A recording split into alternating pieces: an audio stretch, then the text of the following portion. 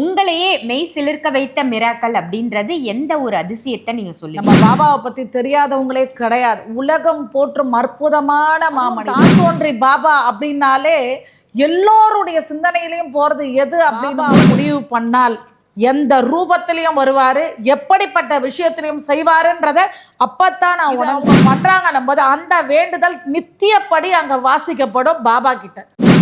அருள்வாக்கம்மா நேயர்கள் அனைவருக்கும் அன்பான வணக்கங்கள். அருள்வாக்கம்மா அப்படின்னு பொதுமக்களால் அன்போடு அழைக்கப்படும் காளி மாதாஜி அம்மா அவர்களை தான் சந்திக்க வந்திருக்கோம். அம்மா வணக்கம். வணக்கம்மா. அம்மா, நம்ம ஆலயத்துல சாய்பாபா தான் தோன்றி சாய்பாபா ஆலயம், தான் தோன்றி அப்படின்னு நாமம் கொண்டு தானாக தோன்றிய சுயம்பு சாய்பாபா அப்படின்னு கூட சொல்லலாம். ஏன்னா அவர் வந்ததே ஒரு பெரிய மிராக்கல். அப்படிப்பட்ட நம்ம ஆலயத்துல நிறைய அதிசயங்களை அவர் நிகழ்த்தியிருக்காரு இல்லையா? அதுல உங்க நினைவுல இருக்கக்கூடிய எல்லாமே நினைவுல இருக்கும் கண்டிப்பா. உங்களையே மெய் சிலிர்க்க வைத்த மிராக்கல் அப்படின்றது எந்த ஒரு அதிசயத்தை நீங்க சொல்லுவீங்க? கண்டிப்பா. அனைவரும் சர்வகடாட்சம் பெறுக. தான் தோன்றி ருத்ரஸ்ரீ ஷீரடி சாய்பாபா புவனேஸ்வரி கஷேத்திரத்திலேருந்து இந்த பதிவு உங்களுக்காக. நம்ம பாபாவை பற்றி தெரியாதவங்களே கிடையாது. உலகம் போற்றும் அற்புதமான மாமனிதர். அதுவும் தான் தோன்றி பாபா அப்படின்னாலே எல்லோருடைய சிந்தனையிலையும் போகிறது எது அப்படின்னும் போது அந்த விபூதி கொட்டுறது தான். இன்றளவும் அவருடைய திருமேனியிலிருந்து அது கொட்டுது. எந்த விதத்தில் அப்படியே கண் கலங்கி வருத்தப்பட்டு கையெடுத்து கும்பிட்டு கதறி அழக்கூடிய பக்தர்களுக்கு அவர் அருள் மழையை பொழியறது அந்த விபூதி மூலயமா தான். அந்த விபூதியை யார் ஒருத்தர் எடுத்து அது உள்ளுக்கு சாப்பிட்றாங்களோ, என்ன மாதிரி கொடுமையான வியாதியாக இருக்கட்டுமே அத்தனை விதமான வியாதியும் குணமாகுது. இது பெரிய அற்புதம். சரி, பாபா பண்ணாத அற்புதமே இந்த இடத்துல கிடையாதுங்க. கொஞ்சம் நஞ்சம் எல்லாம் சொல்லிக்கிட்டே போகலாம். அதாவது ஒரு எலி கூட பூஜை பண்ணதை நீங்கள் பார்த்துருப்பீங்க. ரெண்டாவது, அவர் வந்ததுக்கு அப்புறம்தான், அதாவது சக்தி பீடம், இது சித்தர்கள் கூடம்ன்ற மாதிரி சக்தியெல்லாம் வந்ததுக்கு காரணமே பாபா தான். அதனால்தான் நம்ம ஆலயத்தில் குரு வருளம் உண்டு, திருவருளம் உண்டு. இன்னைக்கு கலியுகத்தில் கண்கண்ட தெய்வம் யாருன்னா பாபா மட்டும்தான். ஆனால் நம்ம ஆலயத்தில் உள்ள சிறப்பு சொல்லிக்கிட்டே போகலாங்க, எண்ணற்றது. நான் ஒரு நாள் வேலைக்கிழமை கங்கர கொள்ளாத பக்தர்கள் கூட்டம் நிரம்பி வழிஞ்சு பாபாவுக்கு அபிஷேகம் போயிட்டுருக்கு. நான் அருள்வாக்கு பார்த்துட்ருக்கேன் வேலைக்கிழமை. அப்போ வேலைக்கிழமை அருள்வாக்கு பார்த்துட்டு இருக்கும்போது நம்ம ஆலயத்தில் இருக்கக்கூடிய ஒரு பக்தர் என்ன பண்ணுறாரு, ஓடி வரார். ஓடி அம்மா இதை மாதிரி ஒரு பெரியவர் வந்திருக்காரு, ஒரு டப்பா நிறைய விபூதி வேணும்னு கேட்குறாரு. நீங்கள் என்ன எனக்கு அரை ஸ்பூன் விபூதி தான் கொடுக்குறீங்க, நான் பாருங்கள் டப்பா எடுத்துகிட்டு வந்திருக்குறான்னு. இந்த வெள்ளி டப்பா இவ்வளோ பெருசு இருக்குமா, இதில் கேட்குறாரு. கேட்டால் அவர் ஷீரடியிலேருந்து வந்திருக்கிறதாகவும் இந்த மாதிரி உங்ககிட்ட பிரசாதம் கொடுக்க சொல்லியும் கொடுக்குறாருமா அப்படின்னு. அப்போ அந்த பிரசாதத்தை நான் வாங்குகிறேன். வாங்கி பார்க்குறேன், துவாரக தேங்காய், வேப்ப மரத்தினுடைய இலை, நீட்டு இலைங்க பார்த்திங்கன்னா 3 இலை, தங்க காசு 3, ஒரு 5 கிராம் 5 கிராம் 3 தங்க காசு, வெள்ளி காசு 2. அது மட்டும் இல்லாமல் பாபாவுக்கு பண்ண அபிஷேக தீர்த்தம் சொல்லி ஒரு தீர்த்தம் ஒரு பாட்டிலில், சந்தனம், அது இல்லாமல் ஊதி, மற்றபடி இனிப்பு இருந்தது. இதெல்லாம் வந்திருந்தது. எனக்கு ஒன்றுமே புரியலை. எதனால் எனக்கு ஒன்றுமே புரியலன்னா, அங்கே நீங்கள் எல்லாருக்கும் தெரியும் அந்த வேப்பிலை எடுக்கிறது எவ்வளோ கஷ்டம், பாபாவினுடைய அபிஷேக தீர்த்தம் கிடைக்குமான்றது எவ்வளோ கஷ்டம். இதெல்லாம் எனக்கு பலவித குழப்பம். ரெண்டாவது, பாபாவினுடைய முகம் பதிச்ச தங்க காயின் அந்த 3ம், அதே மாதிரி வெள்ளிக்காயின், எனக்கு குழப்பம். சரி, யார் அவருன்னு சொல்லிட்டு பார்க்கலான்னு சொல்லி நான் போகும்போது அந்த வெள்ளி டப்பா பார்த்திங்கன்னா இன்றும் எங்கள் இல்லத்தில் இருக்குது. அவர் விட்டுட்டு போன அந்த வெள்ளி டப்பா எங்கள் இல்லத்தில் இருக்குது. அந்த டப்பாவை கொண்டு கொடுத்ததோடு சரி, அவர் ஆளை காணும். ஏன்னா நான் விபூதியை கொடுத்து அனுப்பலான்னு நான் வெளியே வரேன். பார்த்தா அங்கே ஆளை காணும். எல்லாரையும் கேட்குறேன், இப்போ தான் பார்த்தோன்னு. அங்கே பாபா கிட்ட பூஜை செய்யக்கூடிய சுவாமிகளை கேட்குறேன். இல்லைம்மா, அவர் வந்தார், அரை ஸ்பூன் தான் தர முடியும், பக்தர்களுக்கு தான் தரோம் அப்படின்னும் போது, இல்லை நான் அதுக்காக மட்டும்தான் ஷீரடியிலேருந்து வந்தேன், நீ கொடுத்தே ஆகணும் அப்படின்னாரு. அதுக்கப்புறம் நான் பார்க்கலாமா அப்படின்னு. சரி, எப்போவுமே நம்ம ஆலயத்தில் ஒரு பழக்கம் உண்டு. யார் வந்தாலும் அவங்க திருக்கரங்களால் எந்த ஊர்லேருந்து வந்தாங்க, அவங்க பேர் என்ன, அவங்க அட்ரஸ் என்ன, அவங்க ஃபோன் நம்பர் என்ன, எல்லாமே எழுதுகிற பழக்கம் நம்ம ஆலயத்தில் உண்டு. அப்போ அன்னைக்கு டேட்டை போட்டிருப்பாங்க இல்லையா, அதில் உள்ள நம்பர்கள் கடைசியாக அவர் எப்போ வந்தாருன்னு கேட்டு அந்த நம்பருக்கு நான் கால் பண்ண சொல்கிறேன். கால் பண்ணுறவங்க யார் அப்படின்னா வெளியேருந்து வந்த பக்தர் தான் பண்ணுறாங்க. அந்த நம்பருக்கு பண்ணிவிட்டு என் கையில் கொடுக்குறாங்க. அலோன்றேன். அலோன்னு சொன்ன நிமிஷம் அவங்க சொன்னது, அம்மா கேட்டுக்கிட்ட வந்துட்டேன், இன்னும் கொஞ்ச நேரத்தில் நான் ஆலயத்துக்கு வந்துடுறேன். எனக்கு ஒன்றுமே புரியல. இந்த நம்பர் அவங்கள்தா இல்லை வேற யார்தா? வந்து கேட்டுக்கிட்ட வரான்றாங்களா, அப்போ வந்தது யார் அப்படின்ட்டு எனக்கு ஒன்றுமே புரியல. அப்படியே குழம்பி இருக்கிறேன். அதுக்கப்புறம் கொஞ்ச நேரம் பொறுத்து திருப்பியும் ஃபோன் பண்ணுறேன். ஃபோன் பண்ணி, ஐயா எங்கேயா இருக்கிறீங்க அப்படின்னு அந்த பக்தரை ஃபோனை வாங்கி பண்ணிவிட்டு கேட்குறேன், எங்கேயா இருக்கீங்க? நான் வந்தேன், தரிசனம் பண்ணேன், ரொம்ப சந்தோஷமாக இருந்தது, நான் கிளம்பிட்டேன். எனக்கு ஒன்றுமே புரியல. வந்தவர் யார், இல்லை வரேன்னு சொன்னவர் யார், என்ன நடக்குது எனக்கு ஒன்றுமே புரியல. ஆனால் ஒன்று மட்டும் என்னுடைய சிந்தனையில் அந்த அருள்வாக்கு பார்க்குற ரூம்லேயே பட்டது, வந்திருக்கிறது பாபா. நான் பாபா தான் அதுன்றதை நான் உணர்ந்ததுனால தான் அந்த நம்பரை இது பண்ணேன். சரின்ட்டு அங்கே வந்த இதில் பார்த்தீங்கன்னா ஒரு 5-6 பேர் வந்து பெங்களூர்லேருந்து வந்திருந்தாங்க. அந்த அட்ரஸ் பெங்களூருடைய அட்ரஸ்.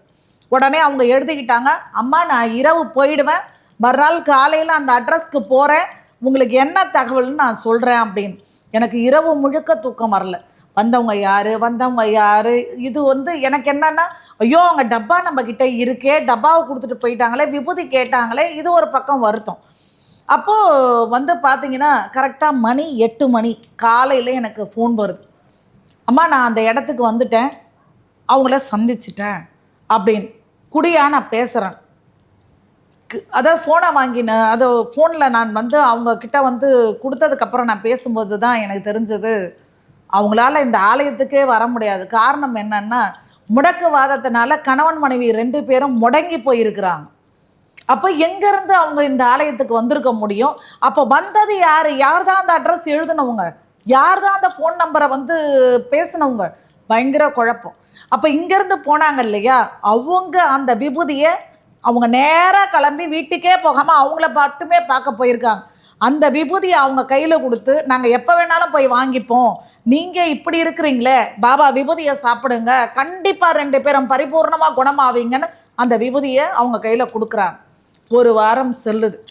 1 வாரம் சென்ற உடனே கங்கரை கொள்ளாத கூட்டம். எப்போவுமே நம்ம ஆலயத்தில் 75 கிலோ சாப்பாடு அன்னதானமாக கீழே இறங்கும். 10 கிலோ 10 கிலோ 10 கிலோவாக இறங்கிக்கிட்டே இருக்கும். அப்படி அன்னம் பாலிக்கக்கூடிய இடம். அப்போது கங்கரை கொள்ளாத கூட்டம். வெளியே பார்த்தீங்கன்னா ஒரு பெரிய டபரா, அதில் ஒருத்தர் தனியாக உட்காந்து அன்னம் கொடுத்துட்ருக்கார். அப்போ எப்போவுமே நான் வெளியே வந்து அப்படியே ஒரு பார்வை பார்ப்பேன். தபன்னு ஓடி வந்து என் காலில் கணவன் மனைவி உளுந்து, அம்மா நீங்கள் வந்து பாபாவா உங்களை பார்க்குறோம், பாபா தான் நீங்கள் அப்படின்னு. என்னம்மா சொல்கிறீங்க? அம்மா அன்றைக்கி பெங்களூர்லேருந்து நீங்கள் ஒரு 2 ஆள் அனுப்பிச்சு விபூதியை கொடுத்தீங்க இல்லையா, அவங்க தான் நாங்கள் படுக்க முடக்குவாதத்தில் இருந்த நாங்கள் இன்றைக்கி சரியாகி இந்த இடத்துல அன்னம் தானம் பண்ணுறோம் அப்படின்னு. எனக்கு ஒன்றுமே புரியலை. அப்போ தான் ஒரு விஷயம் எனக்கு விளங்குச்சு, பாபா முடிவு பண்ணால் எந்த ரூபத்திலையும் வருவார், எப்படிப்பட்ட விஷயத்திலையும் செய்வாருன்றதை அப்போத்தான் நான் உணர்ந்தேன். இப்போ சொல்லும்போது கூட என் அங்கம் முழுக்க அப்படியே புல்லரிக்குது. எனக்கு சொல்லவே வார்த்தை வரல. ஏன்னா அதை அனுபவிச்சதோடு மட்டும் இல்லாமல் அன்னைக்கு டேட்டில் லெஜரில் நாங்கள் எழுதி வச்சுருக்குறோம். பாபாவின் அற்புதம் சொல்லி இந்த சம்பவத்தை அந்த அட்ரஸில் சேர்த்து எழுதியிருக்கிறோம். எவ்வளோ ஒரு வியப்பு பாருங்கள். அவங்க பாபா பக்தர், அவங்களால நடக்க முடியல. ஆனால் இந்த ஆலயத்தினுடைய விபூதி அவங்களுக்கு தேவைப்படுது. பாபா கிட்ட வந்து அவங்க கதறி வேணுனதுனால இப்படி ஒரு நாடகத்தை பாபாவே நடத்தி அந்த இடத்துல அவங்களுக்கு சேர வேண்டிய அந்த நோயை தீர்க்கக்கூடிய தான் தோன்றி பாபாவினுடைய விபூதியும் கொடுத்து அவங்கள குணப்படுத்தி இந்த ஆலயத்துக்கு அனுப்பி, அதே நேரம் ஷீரடியிலேருந்து வந்தது நான் தான், உனக்கு துவாரா தேங்காய் கொடுத்துருக்கேன், உனக்கு பொற்காசுகளை கொடுக்குற மாதிரி 3 தங்க காயினையும் 1 வெள்ளி காயினையும் கொடுத்துருக்கேன். சுக்கிரனுடைய அனுகிரகமும் இருக்கட்டும், குபேரன் லக்ஷ்மியினுடைய அனுகிரகமும் இருக்கட்டும் உனக்கு. அதே நேரம் என் மேனையிலிருந்து அபிஷேகம் பண்ண தீர்த்தம் உன் கையில் இருக்கட்டும்னு கொடுத்துட்டு போனார். அதுக்கப்புறம் இந்த கோயிலினுடைய வளர்ச்சி அளவிட முடியாது. அதனால் கலியுகத்தில் கண்கண்ட தெய்வமாக இருக்கக்கூடிய தான் தோன்றி பாபாவினுடைய அற்புதம் என்னன்னா, அவர் திருமேனியிலிருந்து கொட்டக்கூடிய விபூதி இன்றளவும் இந்த ஆலயத்தில் வேலைக்கிழமை முழு நம்பிக்கையோட பாபாவை பரிபூர்ணமாக நம்பி இந்த ஆலயத்துக்கு வரக்கூடிய பக்தர்கள் கண்கூடாக பார்க்க முடியும். அவர் மேனிலேருந்து அப்படியே கொட்டிக்கிட்டே இருக்கும், கண்கூட பார்க்க முடியும். அது மட்டும் இல்லாமல் இந்த ஆலயத்தில் இன்னொரு சிறப்பு இருக்குது. எப்படி பக்தர்கள் இங்கே வேண்டுதல் முடிச்சு கட்டுறது, வேண்டுதல் புக்கில் வந்து எழுதி வைக்கிறது, இதை அவங்க பண்ணுறாங்கன்னும் போது அந்த வேண்டுதல் நித்தியப்படி அங்கே வாசிக்கப்படும் பாபா கிட்ட. ஏன்னா அவங்க பிரச்சனை தீரணும். காரணம், தெய்வத்தை நம்ம நாடுறது ஒரு ரகம், தெய்வம் நம்மள நாடுறது ஒரு ரகம். அப்பேற்பட்ட கலியுக கண்கண்ட தெய்வமாக இருக்கக்கூடிய சாய்நாதர் இந்த இடத்த நாடினதுனால்தான் இத்தனை மறைக்கப்பட்ட தெய்வங்கள் இந்த ஆலயத்தில் இருந்து பல அற்புதங்களை பண்ணிட்டு இருக்காங்க. அதாவது இந்த இடமே ஒரு, அது எப்படி உங்களுக்கு வார்த்தைகளே கிடையாதுங்க. மகிமையை உணர்ந்தா மட்டும்தான் தெரியும். ஐயோ அம்மாடியோன்னு கத்திக்கிட்டு வரக்கூடிய பக்தர்கள் யாராக இருந்தாலும், அம்மா நான் நல்லாகிறேன்னு அடுத்த குரல் வந்து ஈன குரலா இல்லை, ரொம்ப வேகமான குரலா இங்கே நான் கேட்க முடியும். ஏன்னா பாபா முழுமையாக இருக்கக்கூடிய இடம் இது, உங்கள் வலியை போக்கக்கூடிய இடம் இது. நாடி வாங்க, காலெடுத்து வைத்தாலே மாற்றும்.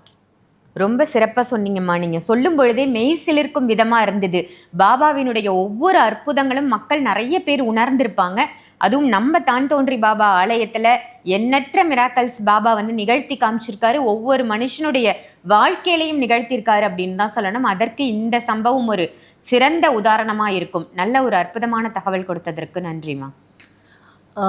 அதாவது வந்தும்மா, நம்ம ஆலயத்தில் பல மிராக்கள் சொல்லிக்கிட்டே போகலாம், அளவே கிடையாது. இன்ற அளவும் பார்த்தீங்கன்னா அதை வந்து உணர முடியும். அவர் கிட்ட இருந்து வந்த சங்க ஜலத்தில் போட்டு குச்சதெல்லாம் பக்தர்கள் பார்த்துருப்பாங்க. உயிர் வந்து அது குதி குதின்னு குச்சதையும் பார்த்துருப்பாங்க. அதுக்கப்புறம் அது காணாமல் போனதையும் பார்த்துருப்பாங்க. இப்படி இன்றளவும் தொடர்ந்து அவர் பல விஷயங்களை செஞ்சுக்கிட்டு தாங்கிறாரு. கூடிய விரைவில் சாய் அன்பர்களுக்கு, சாய் பக்தர்களுக்கு நம்ம ஆலயத்தில் பௌர்ணமி தோறும் யாகம் நடக்கும். அது உங்கள் எல்லாருக்கும் தெரியும். மீண்டும் அந்த விஷயத்தை தொடங்க போகிறோம். நீங்கள் அனைவரும் கண்டிப்பாக வாங்க. அம்மா உங்களோட இருந்து உங்கள் பிரச்சனையை தீர்க்கறதுக்கு உண்டான எத்தனை விஷயங்கள் உங்களுக்கு கட்டு இருக்கா, கட்டை தீர்க்கக்கூடிய முக்கியமான மஞ்சளை கொண்டு கலசத்தை நிப்பாட்டி உங்கள் கண்ணுக்கு முன்னாடி அந்த கட்டு உடஞ்சதை நான் காட்டுறேன்.